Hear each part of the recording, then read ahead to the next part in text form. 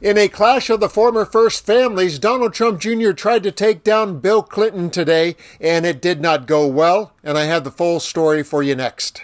Jr. shared what appeared to be a damning 34-second video on X today of Bill Clinton while campaigning for Kamala Harris in Georgia, but it turned out to be a self-burn because the original clip was actually 1:12 and to no one's surprise told a very different story, and I have the breakdown for you coming up in just a minute.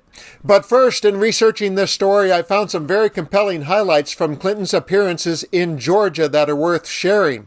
First, you'll see him in his sweet spot on stage telling a story about meeting a man with a red cap. And then you'll see him go incognito and make a McDonald's employee's day. And finally, you'll see him sport a look that Tim Walz has made famous, and that will lead us into the DonJunior diversion gone wrong. This first clip is set up by Call to Activism, who said, Bill Clinton is campaigning right now for Kamala Harris in Columbus, Georgia. He didn't change. Damn. I went to the fair. And everybody was in such a good humor, I even had one guy with a MAGA cap ask to take a picture. And it made me feel good. I thought maybe there's hope for this country yet. Part of Kamala Harris's new way forward is that we're going to have more us and fewer them. This us and them thing is eating us alive. And so when the guy asked for a picture, I said, come on up here, man. Who knows, maybe I can infect him before the election day. This next clip is served up by Sridhar Ramaswamy, who said Bill Clinton visits a McDonald's outlet in Georgia during the campaign trail. One of the women at the counter takes a few seconds to recognize him, and when she does, her reaction is priceless as she can't contain her happiness seeing him. It is not for nothing that Bill Clinton was called the first black president. His connection with the working class is the strongest any American president has had in the last 30 years.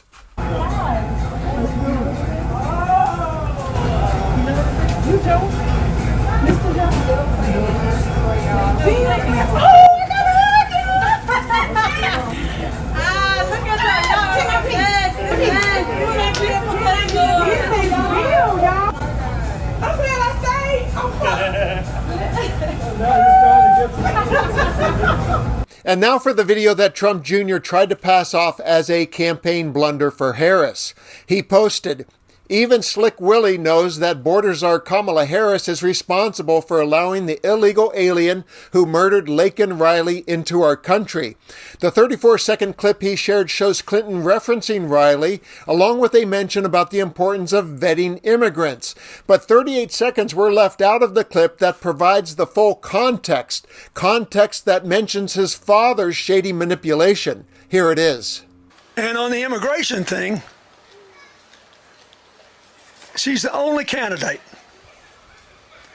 who has actually endorsed a bill that would hold down immigration in any given year to a certain point, and then make sure we gave people a decent place to live. We didn't divide people from their children. And we did total vetting before people got in. Now, Trump killed the bill. The bill was being written by senior Republicans in the Senate, and he killed the bill. Why?